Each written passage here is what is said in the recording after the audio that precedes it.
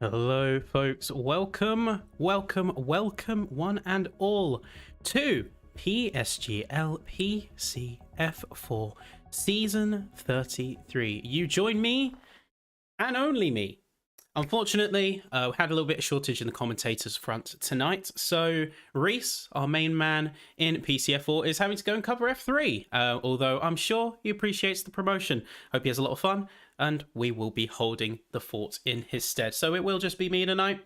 I am in charge of everything. Let's see how it goes. And everything all being said, let's take a look at the standings and see where we are. I'm personally really excited. It's Mexico tonight.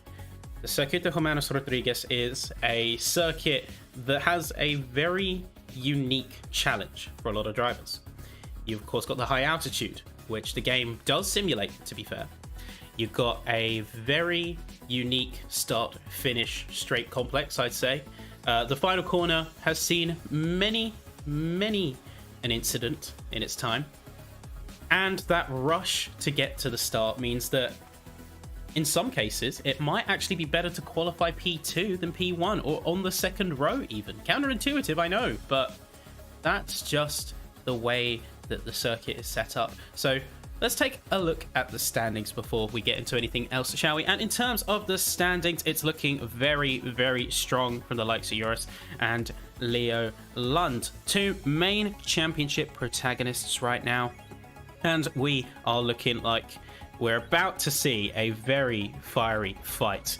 So at the top of the sheets, we've of course got Joris for Williams, and Danny Coe take the top three spots. So at Dimas, although they did have, say, two non-point scoring rounds, round 5, round 6, they did manage to peel some points back in Shanghai, but now is really where they've got to prove themselves, because the two leaders, Joris and Leo Lund, they are 10 points clear.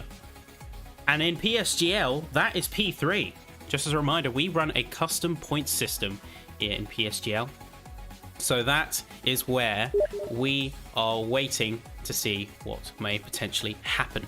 Looking down the rest of the field, the Alpha Tauris remain strong, P5 and P7, Cordon Isman Nage. Although Nage did not join us last round out, Cordon got a absolute gem of a performance. And looking at some of the stewards' inquiries and some of the stewards' reports, it looks like you had a few things get settled on that front following some of the, we'll call it, interesting racing from the previous round. Of course, we had the extends, we had quite a high amount of contact, to be honest, and the full stewarding report can of course be found, like everything else, in our Discord server, where everything is hosted. And as we come through to the last few rounds, we prepare ourselves for F1 23. So take a look at the constructors' standings as well. AlphaTauri, those combined performances have come together really well to net them currently P1 in the constructors. You've got Aston Martin, who are following very close behind with Alexander Dimas and Nikolaj Nowicki. Justin Alders and Danny Coe take P3 for the McLarens. The Williams team is another one looking very powerful, mainly thanks to likes of Joris, I'd say.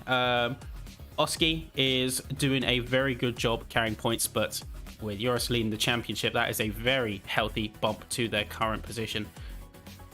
As we get to the race very soon, let's take a look at the track itself. And the track itself, 2.6 miles, 17 corners, very simple on the surface, but of course the main things to look out for are that sector 2. Turns 8 through 11 are absolute gems. In terms of a driving challenge, it is almost one of the most difficult sections on the calendar, in my opinion. We've got the massive start-finish straight with the DRS zone stretching right down to the end before you get a load of 90-degree corners, 90-degree chicanes.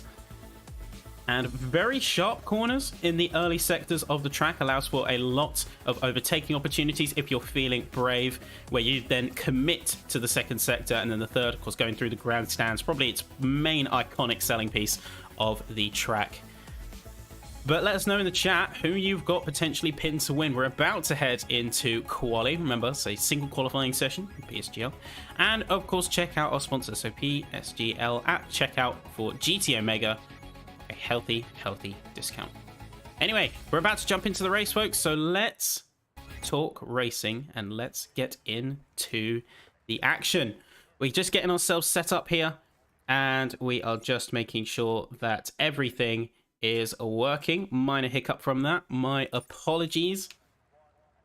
And let's get ourselves ready for some quali running. We've got a few drivers who are looking to prove themselves, I think, out here today.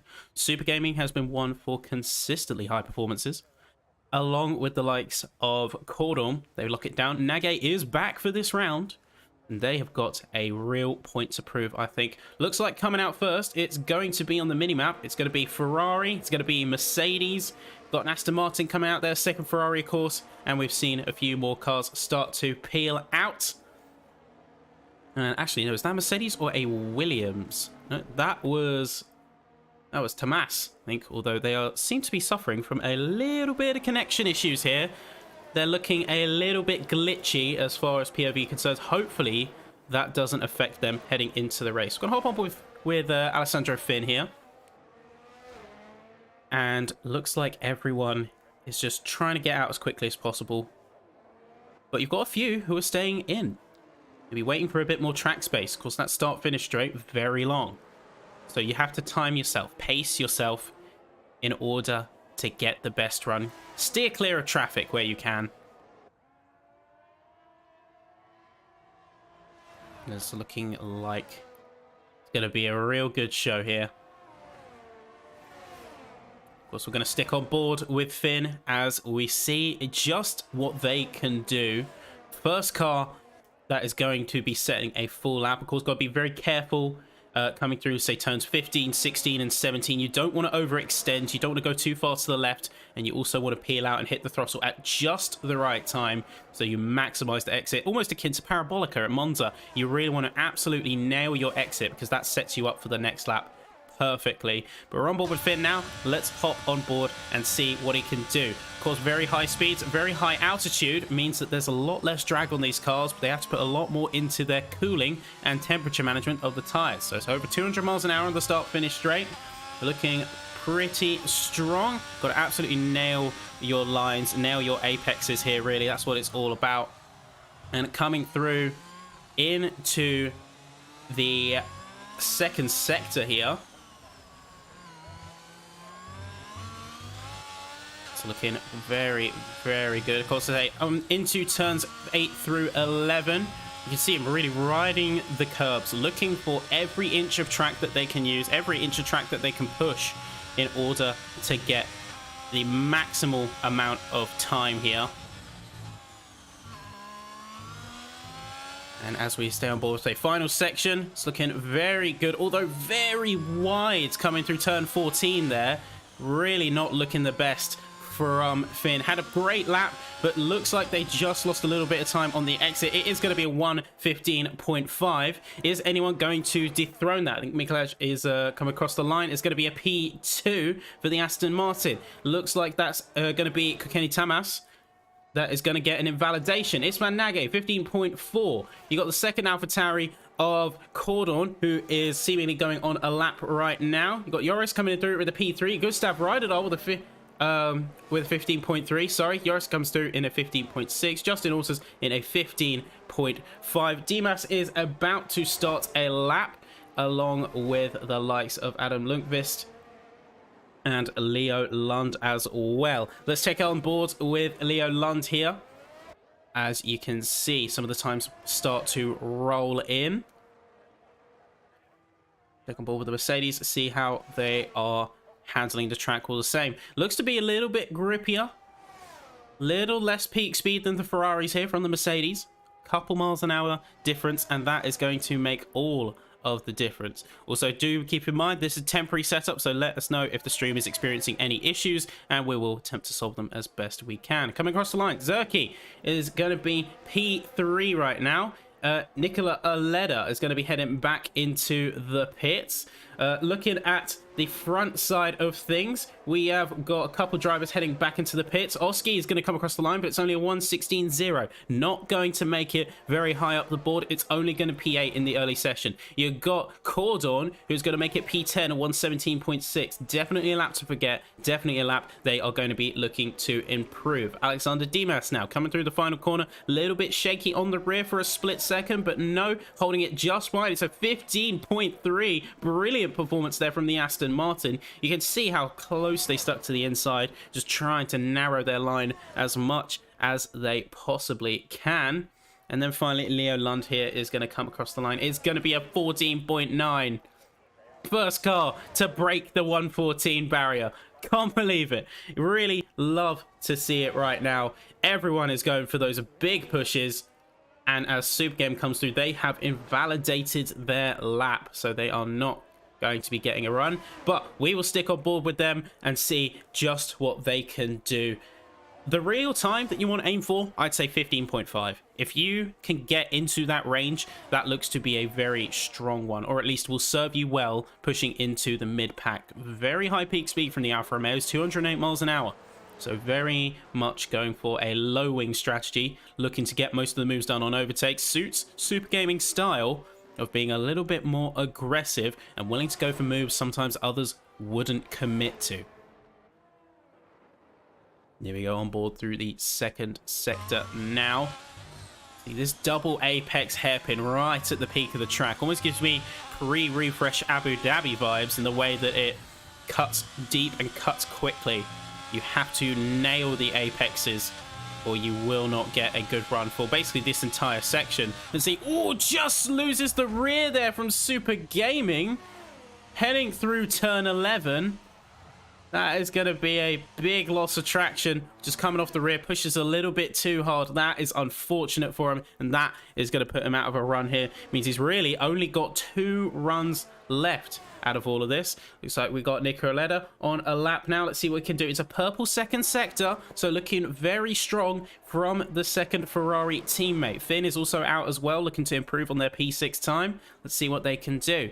You got coming across the final set of curbs here on their lap. Is it going to be good? Yes, it is. 1:15.2. Nicola Aleda, you are going to get that second spot on the front row if things stand as they are right now. Few drivers in the pits right now, so Elliot Norin, Eka Soltes, Super Gaming, Adam Lukvist, and Danny Coe, along with Goji, all drivers yet to set their times and are running out of time to do so. We are at the 10-minute mark officially in the quali session, which means that time could be potentially running out. Goji is about to start their lap right now. And we can hop on board with Alessandro Finn, who initially impressed with their 1:15.5 early in the session. We'll see if they can make a reasonable improvement. It is looking very good. They just need to nail this final sector, which they look to have done so. Certainly hit the apexes much better than their first time round.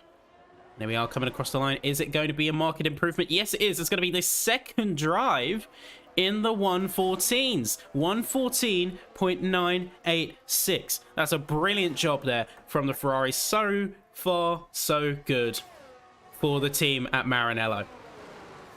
So they let her back into the pits. And we can see a few more drivers start to head out. We're going to be drivers coming out for their second runs now. Ispan Nage has invalidated their lap, unfortunately, but can their teammate Cordon improve? Nope, they're going to be heading into the pits. They are not going to be going for a new time. Akos Soltes starting a lap now. You've got Alpine behind him, who's also looking to set an improvement. I think that is Tomas. And then you've got Goji, who is about to finish their lap. But no, they head into the pits. They're going to remain in P20. Yeah, so that second sector, I think, really makes or breaks the lap, especially in quali. Of course, you can have the great peak speed, and the DRS will help you with that. But you need to nail turns 8 to 11.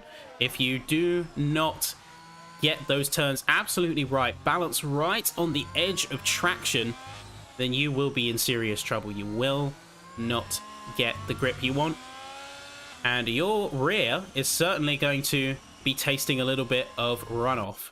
That is for sure. Soltes, interestingly, going to be yielding, going to not be fully committing to the lap. And we see a few drivers, in fact, looking to get an improvement. DMAS, unfortunately, did invalidate their lap, so they will not improve this time out. Few drivers are starting to come across the line now. So, for example, you got Justin Alders, who is not going to be getting an improvement. Both of the Alfa Romeos yet to set a quali time, and we have just crossed the 8-minute mark. So really, time is running short. Let's check in on the Red Bull of Adam Lundqvist here. Is going to be going for a lap now. Let's see what they can do in that Red Bull of theirs. Get a little bit of insight on what they are. Here we go. Very hard on the brakes. Luckily, it is a dry quali, meaning that drivers can fully stretch their legs, get the most out of their cars. An excess of 200 miles an hour speeds. It really is a great track for those who are brave. If you're not willing to push the limits of your car, then you are going to be sorely out of luck. Mexico is a track of bravery. It's a track of commitment, and you cannot afford to pass up on opportunities, even if it means going a little bit outside your comfort zone. You see Adam Lundqvist here really committing to the line, across curbs left, across curbs right, turns 8 through 11. Absolutely nailed that sector, in my opinion. It's looking very good. It is a personal best second sector. No one else has set a big time, although Super Gaming has come through P10 with a 115.4. Is anyone else going to jump up the order? I'm not seeing it quite yet, but Adam Lundqvist is looking like they're on a good time here. What's it going to be? It's going to be 115 flat. A .098 is going to put them P5 in the current quali standings. Great job from them. Is Danny Coe, though, our main championship challenger up in P3. Are they going to get a good time? It's going to be P7 with a 115.3. So that is going to leave them with a potential time to be desired. They have still got to jump up to the likes of Joris and Leo Lund, who have got P3 and P1 provisional pole respectively. They're going to have to make some moves, and they're going to run out of time to do it. If they're not careful, things could very easily go sideways. We've got Alexander Johansson here, one of the few drivers yet to set a time now. Just popping it around the side of, I believe that is Alders. And looking like a few amount of drivers have started to sort of settle into their comfort zone. Oh, saying that, big trade in the places. Nicola Arletta jumping up to P3, 115.017. So once again, the Ferraris reunited at the top two steps. Alexander Johansson, though, does extend on the second sector, and he's going to get an invalidation. His lap is not going to be valid. Danny Coe is heading back into the pits as we speak. Just in orders. Actually, no, that is Alters. Sorry, Danny Coe is currently behind Johansson. Goji, though, is Goji going to be able to finally set a time? One of four drivers. Johansson invalidated. Noren's out on the outlap. And Soltes remains in the pits. I'll be honest, if I was Alfa Romeo right now, I would be a little bit worried. We have just seen a jump in the timings, and Goji is going to hop into P16, but a 116.270 when the peak of the lobby is 114.9. I would be a little worried. That is on the slower side, and that's something I'd need to pounce on as soon as I get a chance. Finn is going to head into the pits, and Aleda is also going to be jumping in shortly. Elliot Noren, though, out on a lap. Going to be starting a lap. We'll see how they can do. 207 miles an hour. So you can see, you'd notice everyone is hitting very, very high speeds on Mexico. That is because of how high the track is above sea level. Very low drag, say over 2.5 miles above sea level, if my maths is right. And that means the air is much thinner. Cooling inlets need to be much higher. They need to be much larger to accommodate for the amount of air these engines are not getting. So you gotta remember, for as efficient as they are, these F1 masterpieces of machinery. Oh, Elliot Norrin losing the car a little bit in the second sector is going to back off. And everyone is going to be heading into the pits right now. But as you look and you can see, although we unfortunately don't get model variants on the game, if you watch any F1 race, you will see that the cooling inlets are so large in Mexico compared to anywhere else. Because without the air to gulp to feed the engine, and as efficient as they kick out a lot of heat. That's why you see heat haze so strong behind the cars. If you ever do go and get the opportunity to see them. Elliot Norrin is going to get a 1:29.5. And is going to at least put a time on the board. So that puts them in P18 by default.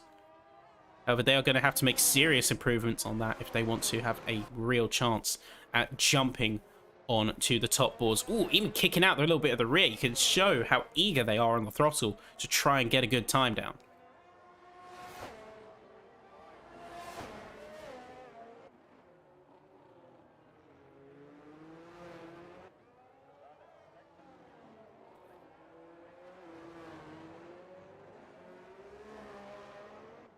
And you can see everyone is pouring back out onto the track right now.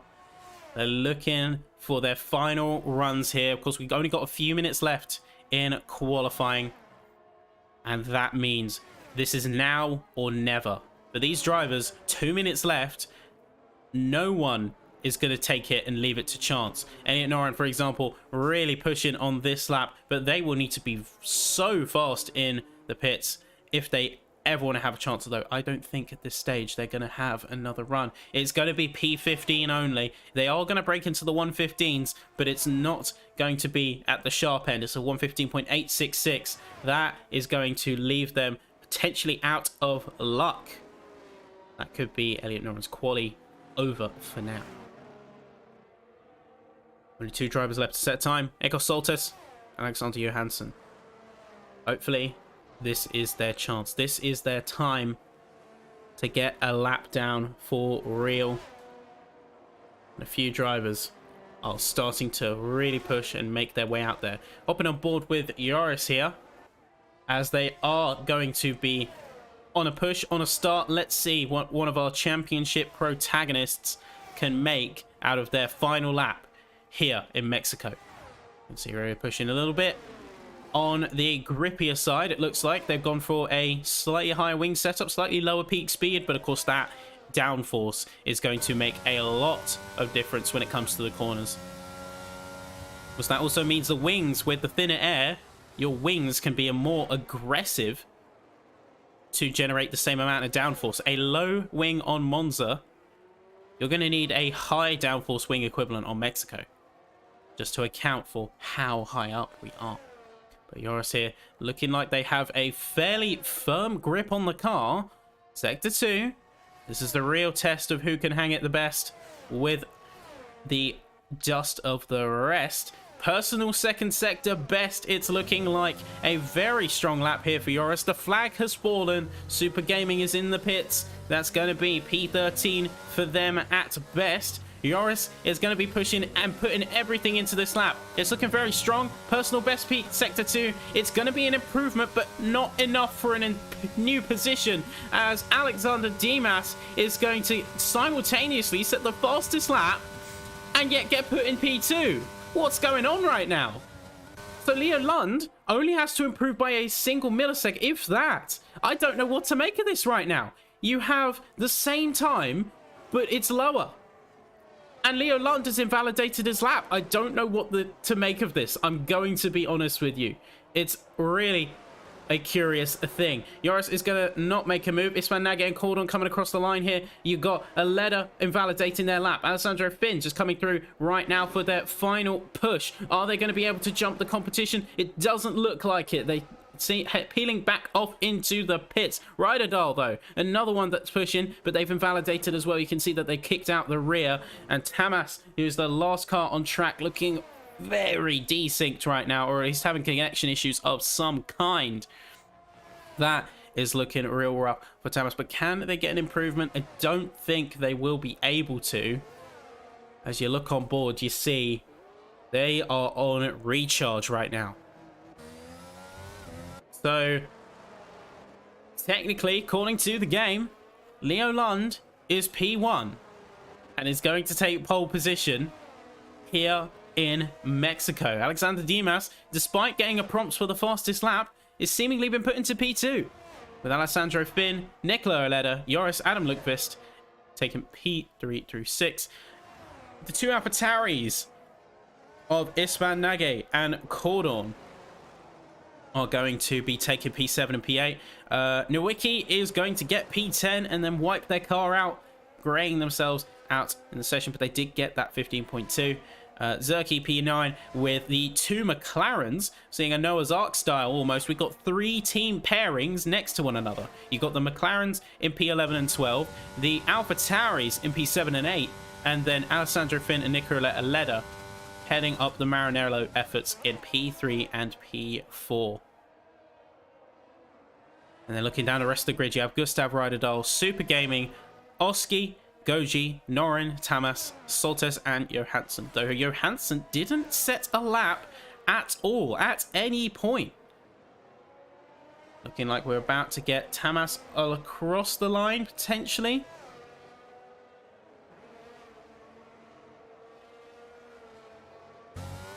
And there we are, folks. So that is going to be your qualifying session.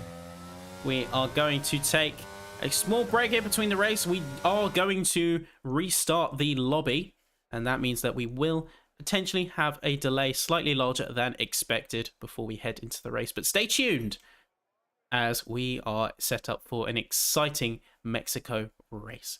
Also be restarting the stream in order to fix some frame rate issues that we've noticed, and we will see you back very shortly, folks.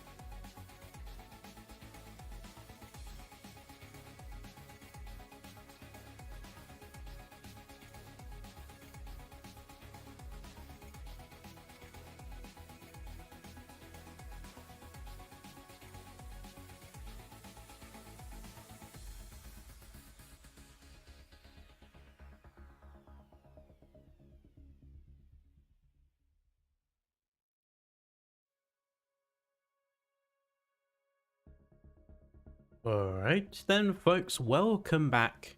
Apologies for the delay. We had to restart the lobby due to resync and desync issues. So we will be back in the race in just a couple of minutes. Just a reminder of the calendar ahead of us. We have but 3 rounds left after Mexico. We have Hungary with the Hungaroring. We go to the Jeddah Corniche circuit, and then we finish off at the iconic Interlagos. So definitely stay tuned for the rest of this season. If you want to get involved, of course, check out our Discord server as we prepare to head into F1 23. And if you do enjoy what we have, be sure to like the stream, definitely show your support, and we will continue the good fight for league racing here in F1 and PC F4. A reminder of the championship standings as we head into the race here at Mexico. We have Joris and Leo Lund fighting at the top sharp end of the championship with just a single point splitting the two. Now at this stage, if they were to cut the championship here and they were on equal points, if we put them to equal points, then keep in mind that with Lund's 3 wins, he does have a significant advantage if these two continue to duke it out and they do ever go to count back. That being said, anything's possible. It's crazy to think that in the final third of the season, we still have such a tightly knit championship fight. And across the board, we have fights for positions all the way around. Like Dimas challenging for Danny Coe's position in the 3rd spot in the podium.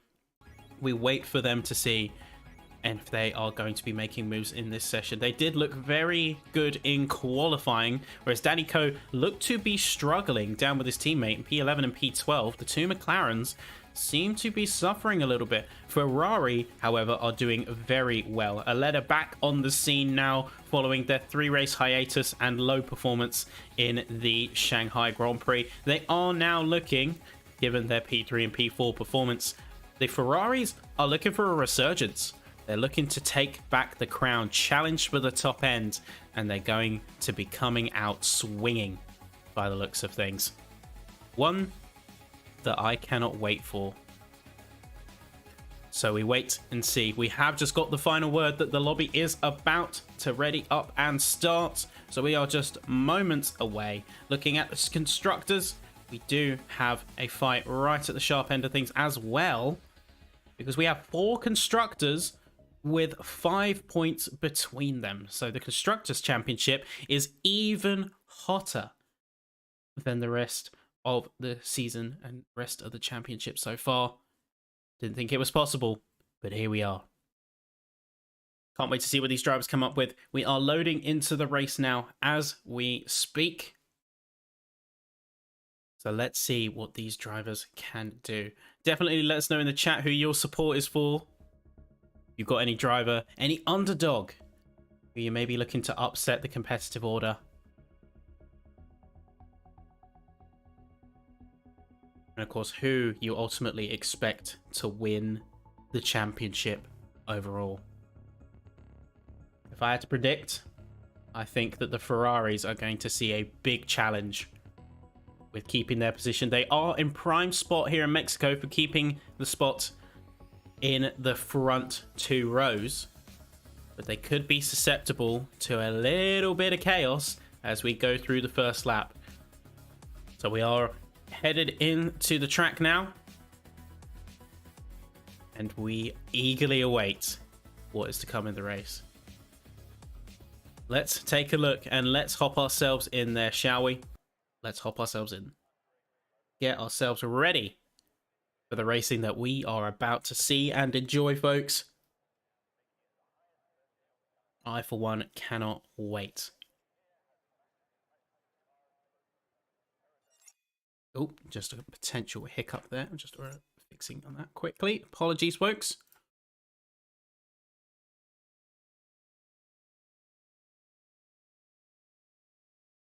There we are. All right, then. So we're about to jump into the race here. We are about to head into the start procedure. But no formation lap. Still have the tire and temperature glitch, which is unfortunate, but we move. Just waiting for everyone to apply their setups. And then it is go time. And here we are. Mexican Grand Prix, PSGL PCF4, it's 5 red lights. The track is hot. And we are away. It's looking like a very good start from Alexander Dimas, although sounded like they had a little bit of wheel spin. Joris competitively challenged right now as Aleda and Alessandro Finn continue to duke it out. What was that in the background? That is Tamas right at the bottom end. Your two front-running cars, the Aston Martin and the Mercedes, go toe-to-toe, wheel-to-wheel. They see the Aston Martin getting pushed out. Joris manages to siphon himself into P3. He's got himself a real strong position there. He's got a little bit of a gap for himself. These two top runners continue to push each other to the very edge of racing, and they're pushing everything in terms of the resource. Joris is looking behind, looking for a potential option, and everyone is trying to get their best chance to get a good position before the 3-lap counter strikes down and before the DRS kicks in. When we start to see the trains coming in, that's when things start to stabilize. But till then, it's all fair game. It's all up to play for. Danico might be looking for something here against Nage. There's a little bit of contact, a little bit of bumping on the rear from Nage. They do go wide. Tamas is going to get 3-second time penalty right out the gate. And what is going on at the top here? That's going to be Alessandro Finn spinning out. It's going to be all the way down in P18, P19 now.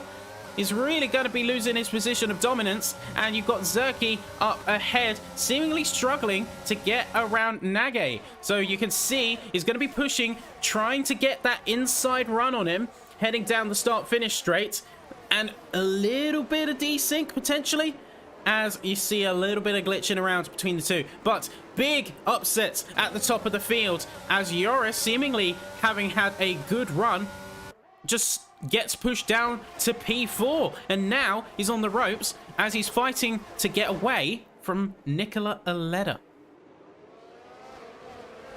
There we go. Let's wait and see. Going to keep an eye on Joris for a second as we understand how they could respond to this situation. They need to keep the track on Dimas. They can't afford to let themselves go too risky into a move, because Aleda is right behind them, looking to pounce on any mistake the Williams driver might make. Let's look a little bit ropey here. Got Aleda potentially looking for a move. He's firing it down the inside. Of course, he's got the medium tire, so he's got the compound advantage, and he's gonna use it. That's the Ferrari into P4. That's Super Gaming with 3 seconds to his name. And that is a fight on both ends. Lundqvist, though, really putting in the pace here and chasing down Leo Lund right now. DRS is going to be enabled from this point forward, folks. But you can see he's got absolutely everything pumped into this move. You cannot deny that Lundqvist is putting it all on the line in these early laps of the race.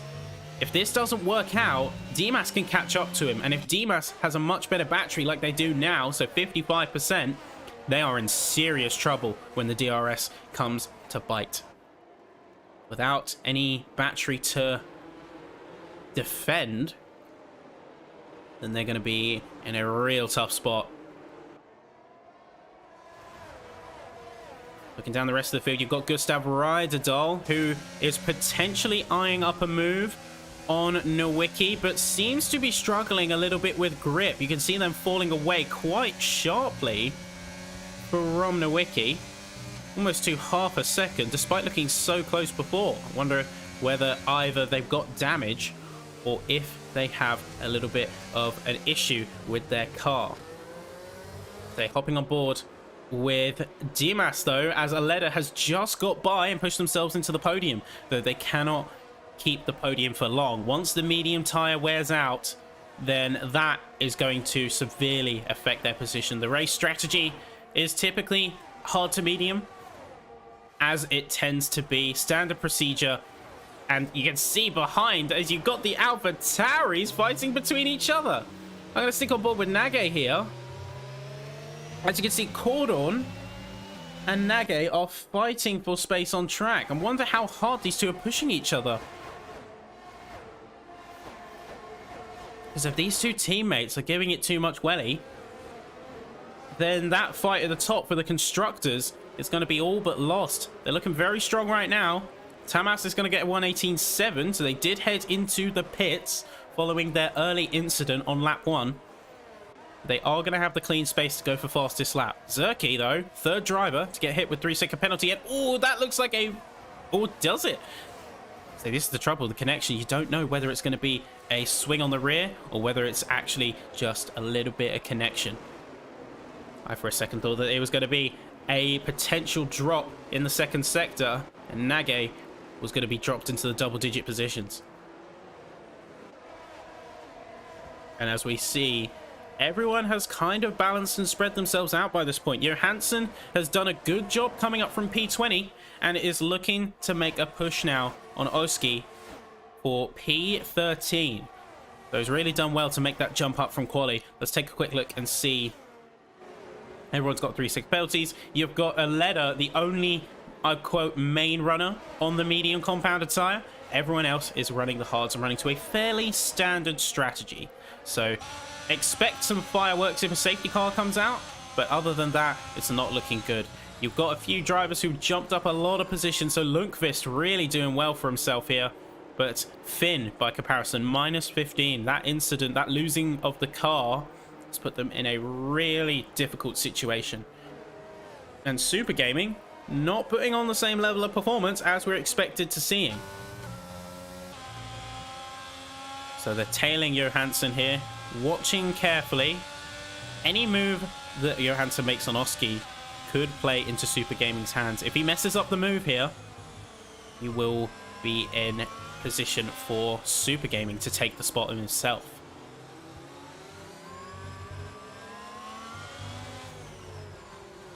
And keeping an eye on the rest of the field. Alters could be making a move here. Could be eyeing up a potential push on Nowicki. But everyone is clamped in that DRS train right now. You've got 2 DRS trains. You've got one against P1 to P15. I was saying that Alters still makes it work. He fully commits to the turn 1 send, and he makes it work. It makes it stick. But the problem is, he could see that Nowicki tries to go for a bit of a return to sender, heading through the second DRS zone here. Well, technically, the first, if you want to count it. It doesn't manage to make it work, though. Alters is going to hold onto the P11.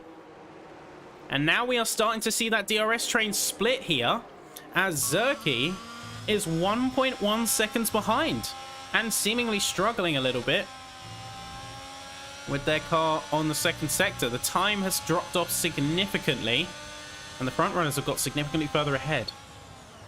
So now we have 2 DRS trains. I wouldn't be surprised if we see Zerky start to fall away from the main pack, but if they can lock those points in, it will be good for the Haas's war effort in this constructors fight. Nage, though, is going to be in big trouble, it looks like. What's going on with Nage? Seems like they lost the car. They jumped down into P15 after fighting with their teammate in the AlphaTauri in P6 and P7. Looks like they had an incident coming out the last corner. Doesn't look like any damage. They've dodged and lived to fight another day. But it's still a problem. Johansson, though, is going to get a 5 seconds for ignoring a local yellow. And that is going to really put a damper on his race efforts. It's not looking great for some drivers out here, as the penalties have already started to stack up and it's only lap 7.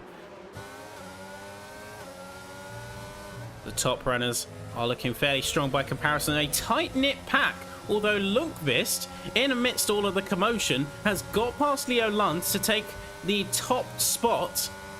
And Cordon now is the next driver to be hit by penalties. I believe everyone is overextending on the second sector, and that is where people are slowly racking up the warnings and getting themselves those penalties.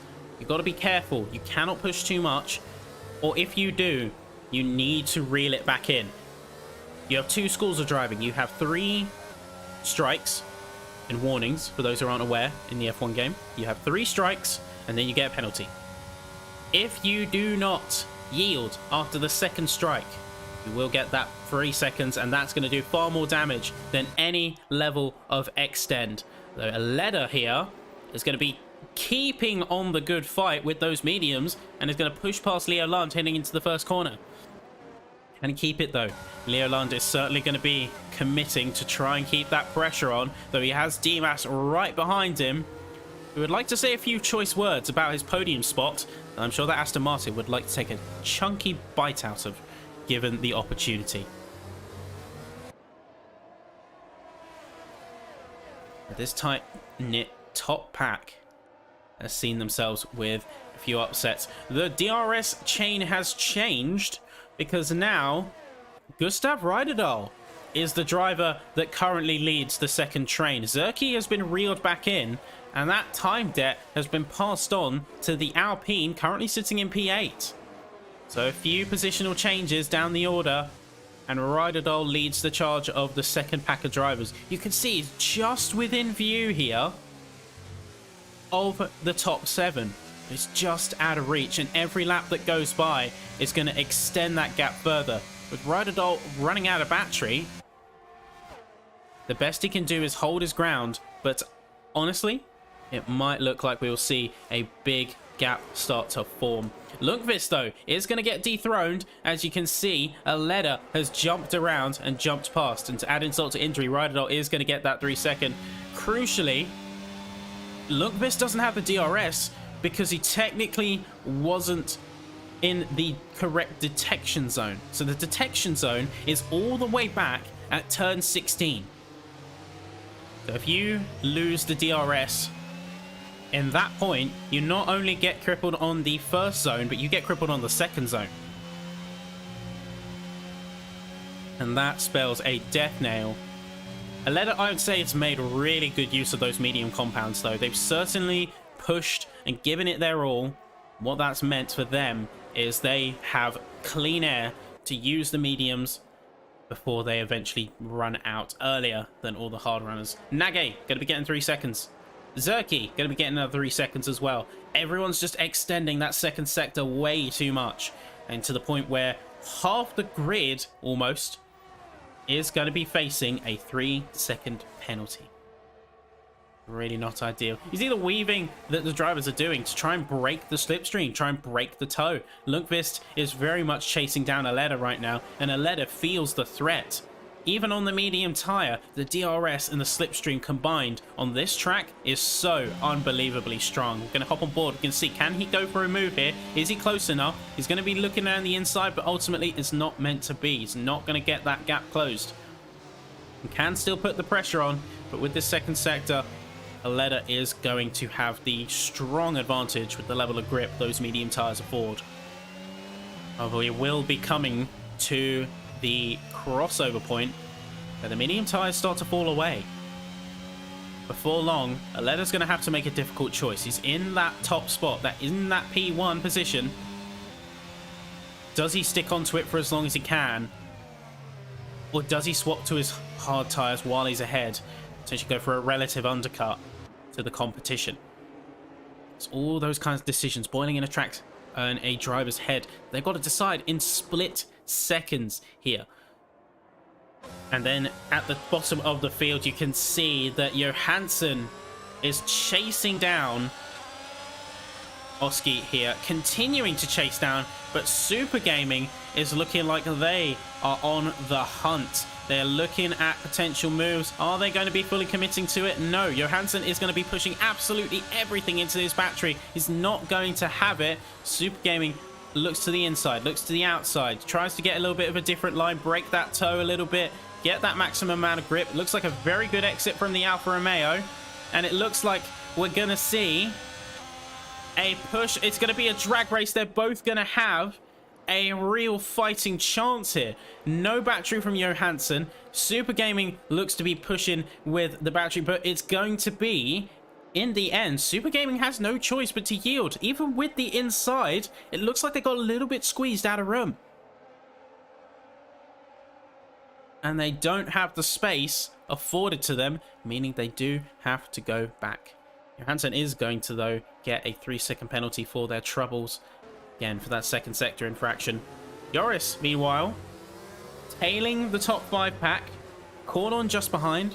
Danico into a very strong position by comparison of their start, because they are on the tail end of that leaders pack, and they aren't going to get any form of real competition from behind, so they can focus on fighting ahead. Leo Lund, though, not only with the single overtake, but the double overtake on Aleda and Lundqvist. Can they keep it together, though? That's the question. They are going to have the DRS. Lundqvist is going to be out of luck.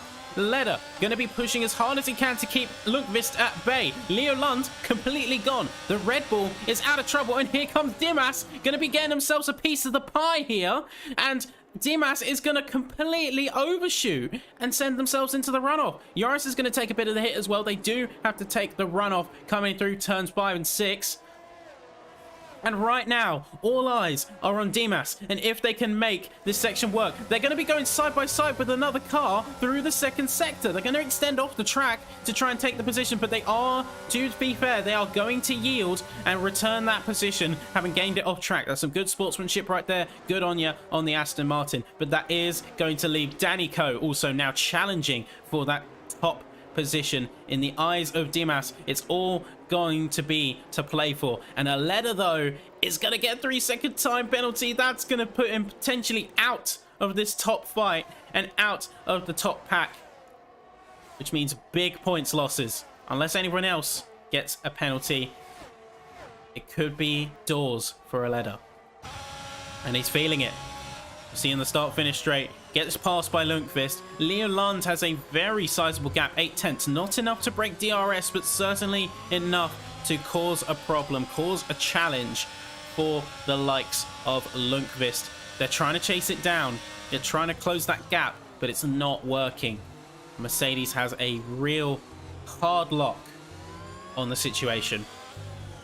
Two JR drivers are duking it out, looking for opportunities, or opportunities that never may come. In the back end of the field, however, Super Gaming and Oski are going to be duking it out, and they're going to be making contact coming through. Heading into the second sector, it is once again going to be Super Gaming that yields, but you can see how antsy he is to try and get by. The driver ahead of him has no battery.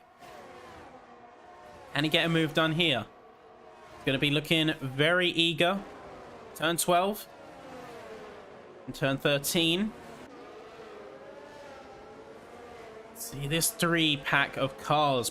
Oski, Super Gaming, and Isman Nage all looking for opportunities. Lundqvist setting the fastest time on the hards despite Aleda being out on track. Very impressive. And Joris is going to be pushing on the inside of Aleda, speaking of, to get themselves into the podium.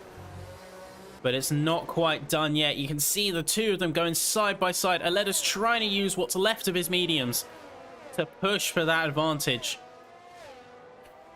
Though I think the advantage has well and truly faded. If I'm Aleda right now, I might start to think about whether I want to switch to my harder compound of tyres and just play it safe till the race ends. Ismanagi and Super Gaming are going to continue to duke it out at the bottom end. We're going to keep another eye on these two. A bit more of an extended look on those two and see what he can do. Super Gaming has put everything into these last few attacks on Nage. They now have no battery. Meanwhile, Nage has been holding firm on their battery usage. They have about 25% to play with. And that, of course, is going to put Super Gaming in a very tough spot. Whatever things that Super Gaming can throw at him, very easily counter with a battery push. It's very easily counterable. He's got to be careful about what he does next. Aleda, though, is going to make that call. He's going to head into the pits. Nage is going to set the fastest lap. And where is Aleda going to be coming out? It's likely going to be coming out in P19 at the bottom of the field. But that is their pit stop done. They're going to be coming out on the hard tyres. And now they are going to be in prime position.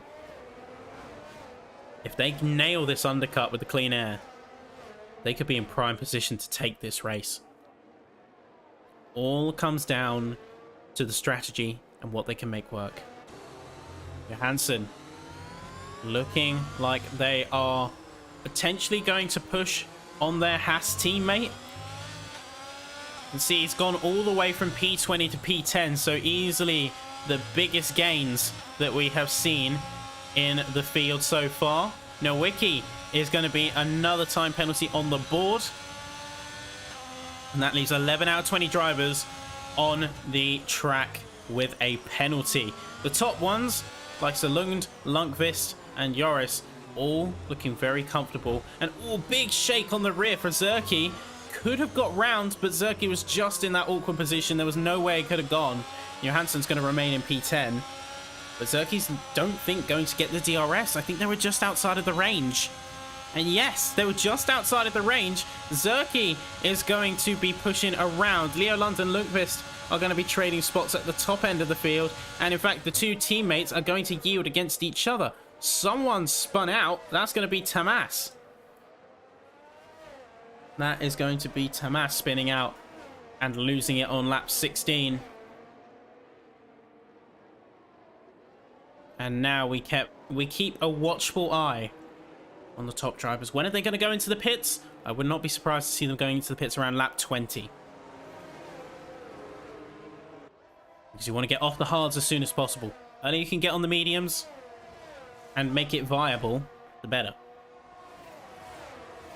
It means the tyre conservationists of the world who can wring an extra lap out of the mediums are going to be very well off here at Mexico.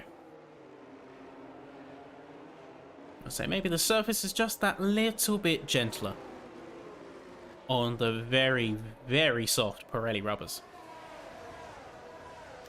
Alright, so top end of the field. Once again, could we see another trade? Leo Lund, half a second behind, is going to have DRS. He's going to be pushing as much as he can. Gustav Ryderdahl is going to head into the pits very early, considering they are on hards relative to the rest of the field. And now Lundqvist has a job to do. He's going to be able to hold the position for now, but how long can he keep this up? Eventually, he's going to run out of battery, and he's going to run out of luck. When either of those go, Leo Lund is right there for the taking. Keeping an eye on everyone else, it does seem like we might start to see drivers heading into the pits by this point. We've had our first runner over Ryderdahl, maybe choosing to get out of the awkward no DRS point.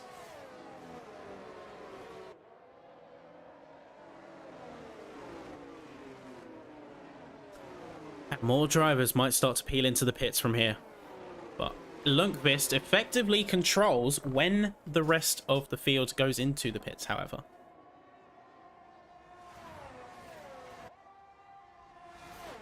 Zerke hit with a time penalty. Another one to their name. And every time penalties are going to drop them further and further down. Lundqvist, though, once again, going to be holding the line. You've got Goji heading into the pits, I assume, for mediums. And you've got Norin on the medium compound as well.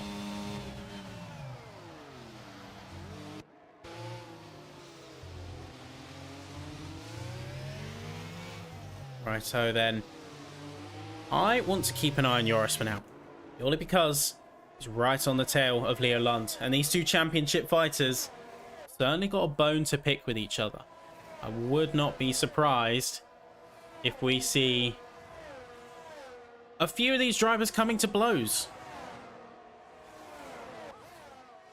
And if needs be, they will do whatever is necessary to secure their championship. They're so close. A single point separates these two cars on the leaderboard. So all could be to play for.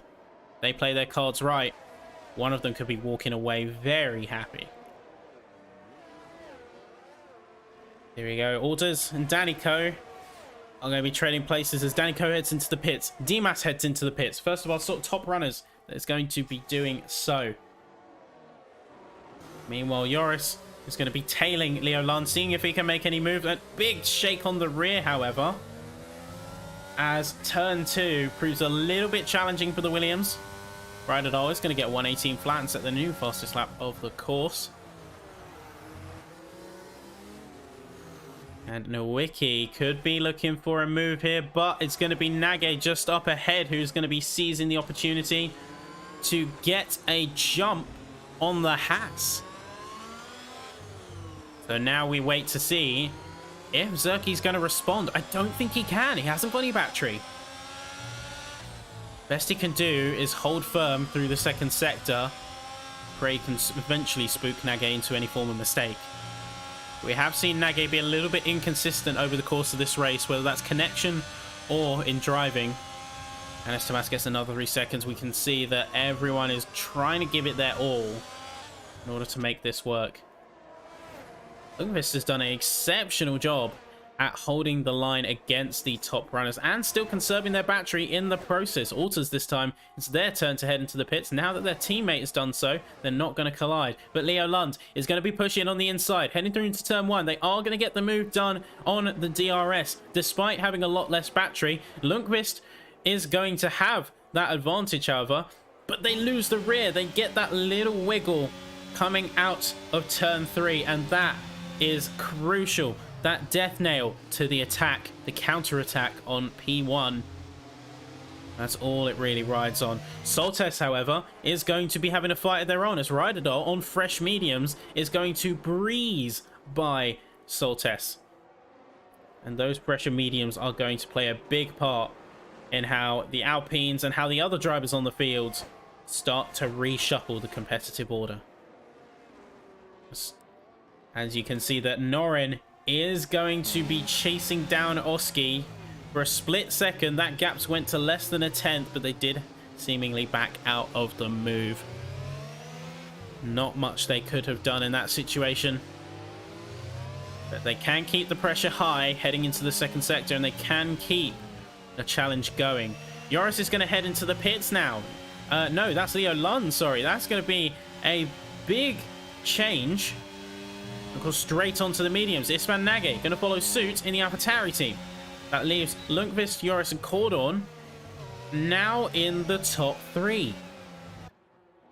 Cordon is at quite a ways off, but this could be Joris's crucial moment to get the jump on Lundqvist and potentially assume a P1 position, at least temporarily. Whether he can fully make it work and commit to the move, we'll have to wait and see. But the pit lane being on a very quick section of the track does mean that you are in and out of there, and you have to be speeding like a bullet to make that pit stop work on the timings. You can see the penalty section is becoming almost a too regular occurrence. It's all too common to see people over pushing, overextending on the Mexico track. You don't really have much of a ways to counter. When you got a penalty around here, it's pretty brutal. Here we go, top 3 now, all heading into the pits. Who's going to be staying out, if anyone? You got Lundqvist heading into the mediums. Johansson is going to stay out a lap longer. How quick can Joris get out of here, though? And Lundqvist is going to just get the jump on him in the pits. It's going to be so close to one another. But Lundqvist is going to just come out behind Leo Lund. That undercut is worked massively in terms of Leo Lund's race strategy. They're going to be coming out clear of the rest of the field, as Lundqvist is now behind Danico, who's going to be getting the net P2 of the race so far. Alters and Cordon having a massive fight with one another, but Cordon's going to be the one to yield, and now he's under pressure from Ryderdal. Is there anything he can do in that situation to push back? I don't think so. He has no choice but to tuck in, but actually no, he's going to be pushing, and pushing hard, coming into this second sector here. He's going to be hanging it out wide, extending the track, doing whatever he has to do to retain that position. And it's side by side here. In fact, it's going to be Cordon, even though they are on the coldest point of their tires. They're starting to get a bit of temperature now. But Cordon, despite being on brand new mediums and yet to fully have them up to temp, is going to be getting that P10. I'm very impressed. I am certainly very impressed. And speaking of pushes and AlphaTauris, Super Gaming is going to be pushing and putting pressure on Ispan Nage here for a potential move. Alessandro Finn, another driver on the penalty list. That's 13 out of 20 cars, may I remind you, folks. 13 out of 20 cars have now got penalties on their name. 7 cars remain clean, and those 7 cars are set to inherit a very healthy bonus in terms of position. Super Gaming is going to get past Ispan Nage, though, as Nowicki and Soltes battle behind. Are we going to see a double overtake even? No, it's far too close in terms of the top fight. Really matter. A little bit of a drag race down behind as Oski and Akos Soltes are now fighting. And Soltes is kind of dropping like a stone here. He's on 22 lap hards. Everyone else around him is on mediums. He is a sitting duck in the Alfa Romeo. He is a sitting duck right there. There's nothing he can do. The pens are going to be a big part as Soltes is going to get another 3 seconds. In fact, let's check on the penalties board and do a little bit of maths to see where we can potentially land. You've got a leader here who is dropping down the order fiercely, and it looks like they even had a little bit of an issue. They have got their work cut out for them. Cordon is, regardless of their position, regardless of their penalties, they're going to continue to push.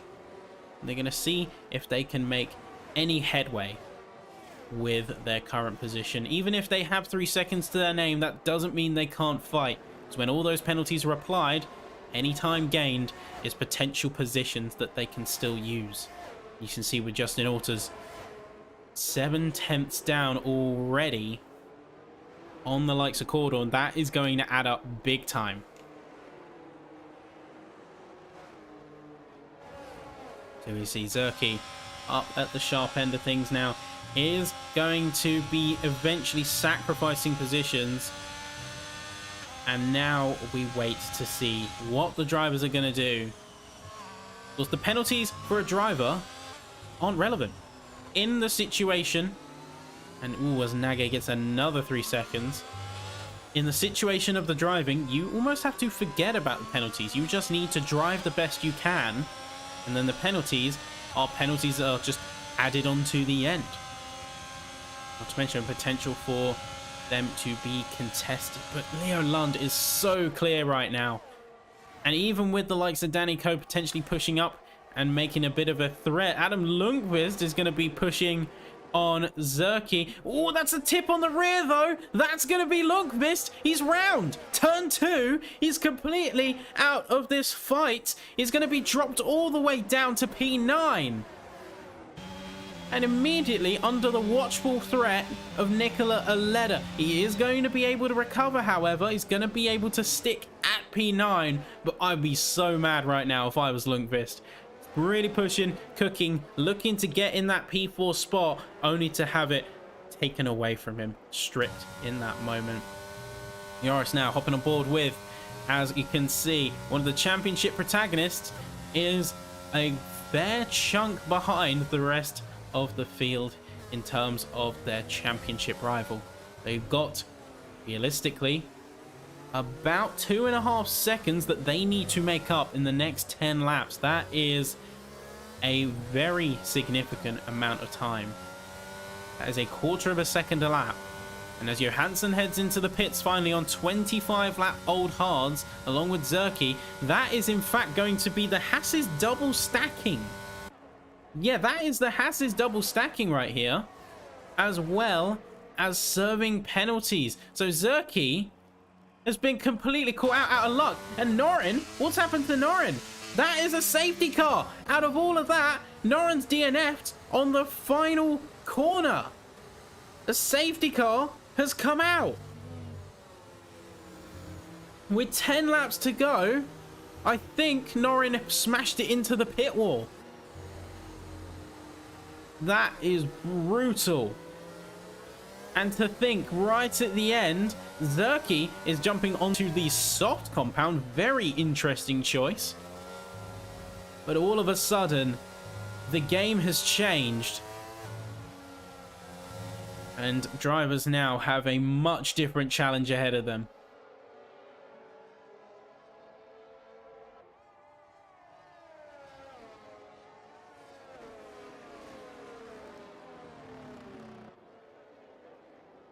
I really don't know what happened to Norin there, unfortunately. But now we can see the shake-up that could potentially happen. Tamas heads into the pits, coming on the soft tyre. Is anyone else going to commit to the pit? It's going to be Dimas who is going to be heading in. Interesting choice. Track position is key. I don't necessarily agree that the pit lane is the right move. You have the mediums to make it to the end.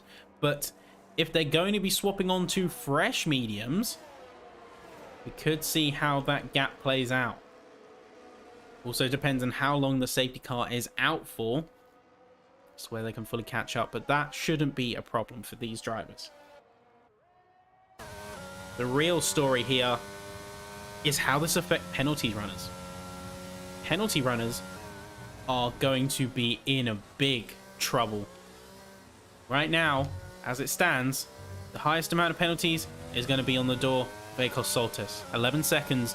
That's practically going to put them at the bottom end, unless Tamas cannot make up the 46 under the safety car period. Confident that Zerky can. Tamas, we'll have to see. Now, for the rest of the drivers, you practically have to separate yourself into two different races here. You have Leo Lund, Joris, Adam Lundqvist, Alexander Dimas, and Justin Alters effectively in their own bracket, along with Oski and Goji. And then you have all the 3-second runners, followed by the 6 seconds, the 9 seconds, and then finally Soltes with the singular 11. I would suddenly be a lot more worried if I had a penalty on my plate. See if I can get that shaken off.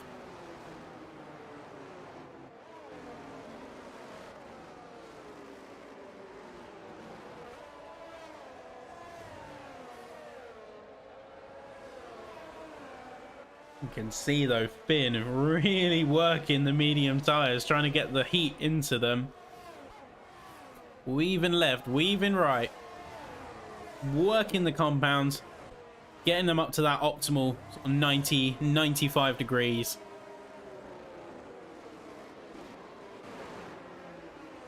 And you can see here that as drivers are coming through, coming on the softs here, you've got a few drivers with a few different options.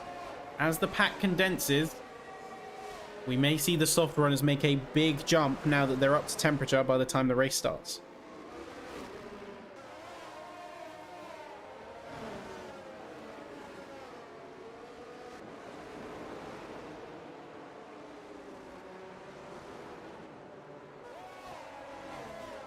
Definitely let us know, folks, if you've enjoyed the stream, enjoyed the chaos so far, and are about to experience the chaotic finale, or intense finale, depending on how you slice it. Definitely hit us up with a like and follow. And a subscribe. Social media, YouTube, Discord. Definitely show the love as we head into F123. Which will hopefully be a much better league racing experience. We'll have to, of course, wait and see. We bite our tongues in hope of that point. And we can get some much needed league racing features in there and some critical bugs fixed. But we will have to, of course, wait and see. And hope.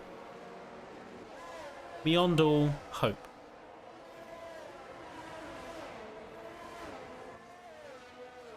Right now, Norris is looking like they might be seeing themselves fighting Leo Lund for that championship point after all.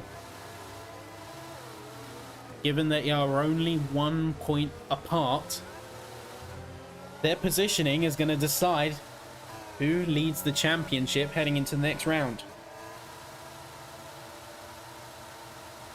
So we wait and see. We patiently await.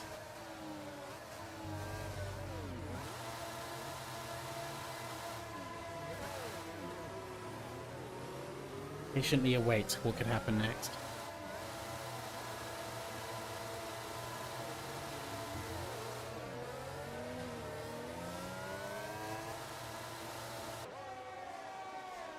Safety car should be coming in this lap. And we will be very soon seeing ourselves back on the racing.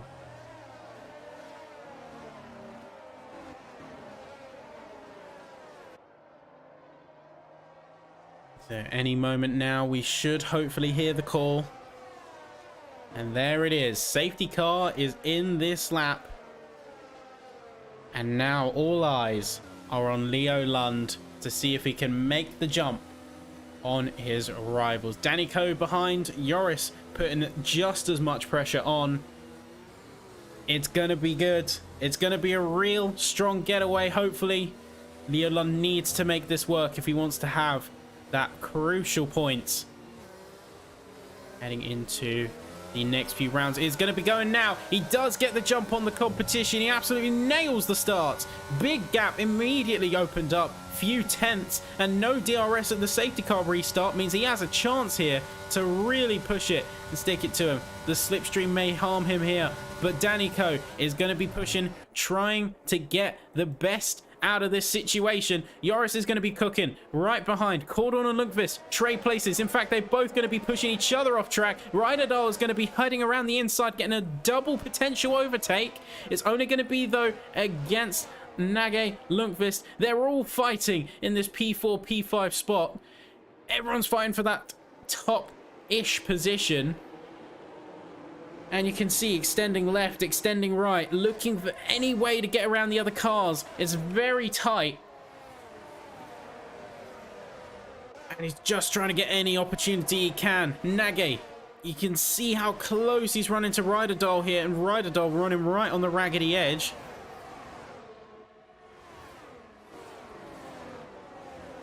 Now Lundqvist is very, very close to a potential move.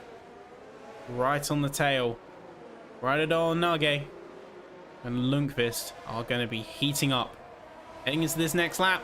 Let's see what either of them can do. But Joris is going to be pushing on Danico. Are they going to be making the send round? Yes, maybe. No, it's going to be side by side. Who's going to yield first? It's going to be Danico. They're going to be slightly older mediums. And they are going to get the move done, but can they fully commit to it? That's the question. Danico is going to have that chance to counter-attack. Leo Lund, though, completely clear right now. We take a look at how they're sitting. They've got good battery. They've got a second, so when the DRS kicks back in, we also see that Lundqvist is 3 seconds on the clock. So they are out of this potential top fight as well. My eyes and all eyes on Leo Lund and Joris. If that gap closes, we could see ourselves fight to the line for P1.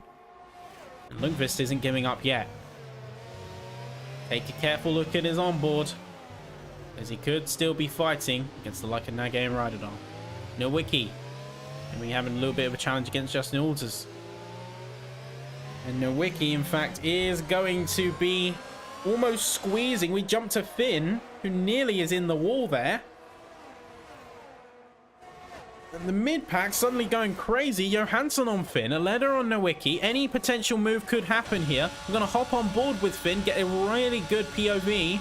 And it's going to be the inside hold for a letter. Johansson's going to be on the inside. And oh, that's contact made. That's big contact. He's come to a standstill coming out of turn 2.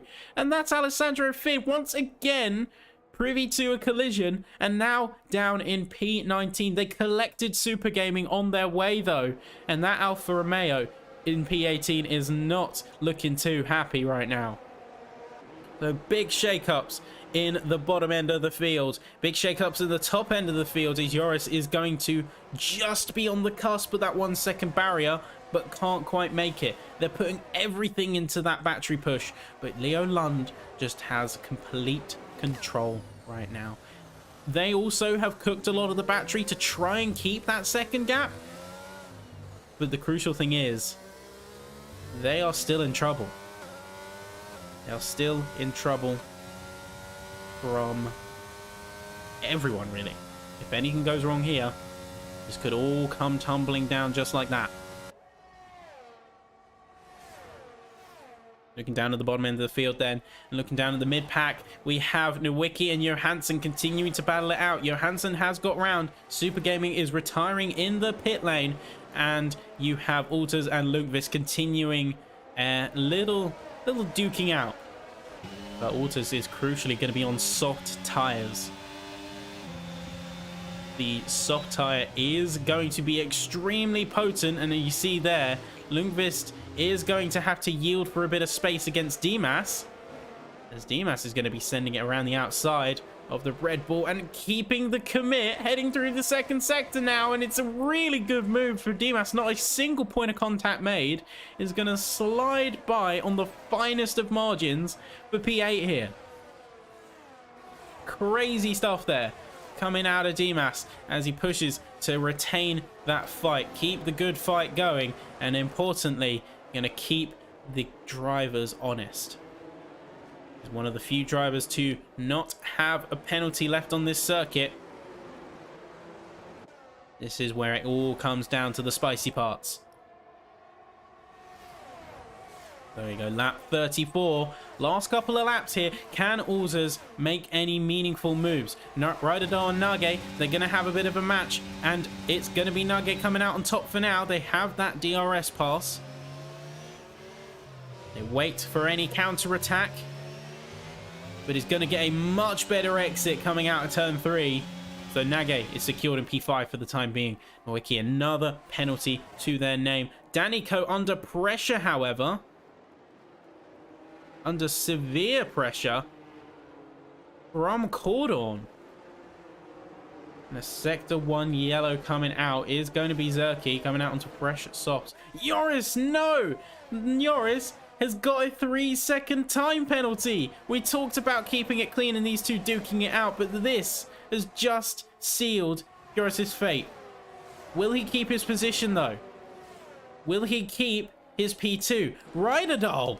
What's happened to Ryderdal? He's absolutely lost the car, but because there's only 2 laps left, it's only going to be a local yellow. The game is hard-coded, so there's only 2 laps. Well, there's 2 laps of hard racing at the end, guaranteed, no matter what happens on the track. Danico and Joris are now proper rivals against one another. You can see them trading places here, along with Cordon getting himself right in there on the mix, the penultimate lap of the race, and Cordon is going to lose the car. He's also going to be going off, coming out turn 2. He's going to be all the way down the order, and is only going to re-slot himself back into P12. So just as soon as the fights get interesting, we've got someone losing it, overdoing it, getting a bit too confident, and I'd say a little bit too impatient. You can't rely on your opponents to leave the space for you, and you have to take a wide line to compensate. I think what happened is maybe you blipped the throttle a little bit too much. You didn't get that chance.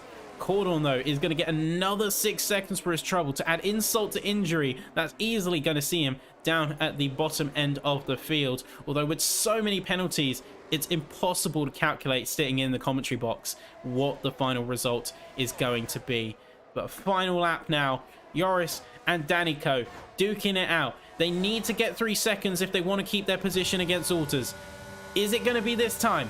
Joris is going to be pushing. He's going to be giving everything to the move. He's going to go on the outside here. There is going to be a little bit of contact between themselves and the McLaren. And there's going to be big contact. Both of them lose it. Turn 2, cursed for driver fights. They're both going to be losing it. Not 1, but 2. And now there's P6 and P8. Alters is going to get a surprise P2 out of all of this. And he's going to be one of the biggest gainers of this race. Johansson, P20 to P4. And throughout all of this chaos, one driver stands tall among all the rest and everything else kicking off on track. Drivers pitting off at turn 2, drivers losing it in the second sector, going off into the runoff. One of them stands above the rest today, and it's going to be Leo Lund. As he comes through the final sector, confetti flying out the grandstands, and through the final corner, you got Leo Lund coming across the line to win PSGL's PCF4 Mexican Grand Prix. And what a commanding performance it was in effortless fashion. That is going to be a confident win and plenty of points on his board compared to his rivals. Seeing the final order start to shake up, we have Justin Alters in P2, Oski inheriting a P3 amidst everything. Johansson is going to jump 16 places from his start, but he's also got so many penalties, he's demoted down to P15 by the end. And Dimas with a P4, Aleda with a P5, Joris P6, arguably the craziest turn of events at the end of a Grand Prix.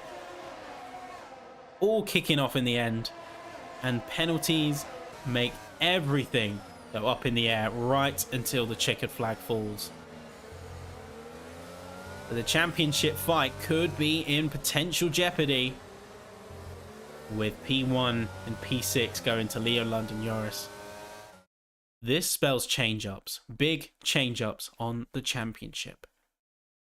And I can't wait to see how these drivers are going to shape it up heading into the next round. Are they going to square up to one and each other? And if it is recoverable for the likes of Joris here.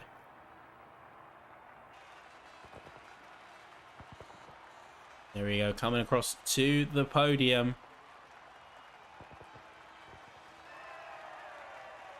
What a well-earned victory it was. Leoland with a commanding performance. Out of all of that.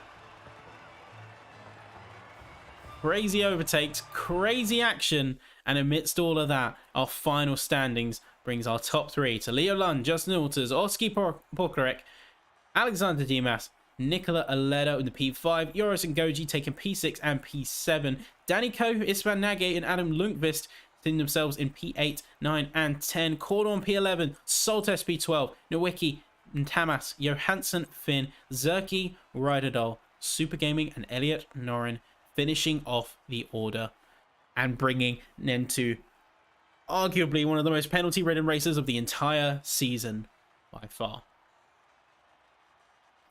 What a race. I really can't describe what a race that was. Action all over the place, without fail. There's always going to be something going on when it comes to Mexico. But everyone was very easily overextending that second sector. I have to be honest, the second sector is brutal and track limits are even harsher when it comes to racing here. You cannot overdo it. But anyway, that could potentially do it for the Mexican Grand Prix here in PCF4. That is where we sit and where we stand. And heading into the next round, keep in mind, all results are provisional. We could see some penalties removed, folks. So this standings that we saw in the race is not final. I expect stewards' inquiries to be lit up with many, many requests after that race. And hopefully we get to see someone coming in for an interview. I'd love to talk to some of the drivers and their experiences out there today. But I'm very excited to see how the standings in terms of our drivers pan out, as now Leoland is going to leapfrog Joris, and by a considerable margin too. That about 10 points difference could be big heading into the last three rounds. And speaking of the last three rounds, as a reminder, folks, we have, of course, the Hungaroring for round 9, which you can catch next week, same time here for PCF4 and for all other tiers, so F2 all the way down, PC, PS, you're going to love it. And Saudi Arabia is going to be our penultimate track on the calendar. The Jeddah Corniche circuit is a very unique challenge. I will say it's a very risky one. It has Monaco-like qualities and yet even higher speeds and risk taking before we head back to the iconic Interlagos, back to our roots for the final round of the season 33 PSGL PCF4 Championship. And now we take our leave. Thank you all so much for watching. It doesn't look like we're going to get any interviews today, unfortunately, but you have been an amazing audience. And thank you very much for joining us. Of course, subscribe to the channel if you enjoyed what we saw. like the stream, and check out our partners such as GT Omega. Use code PSGL for a healthy discount at checkout. With that all being said, folks, take care, and we will see you next time. This broadcast was brought to you by GT Omega, proudly supporting PSGL.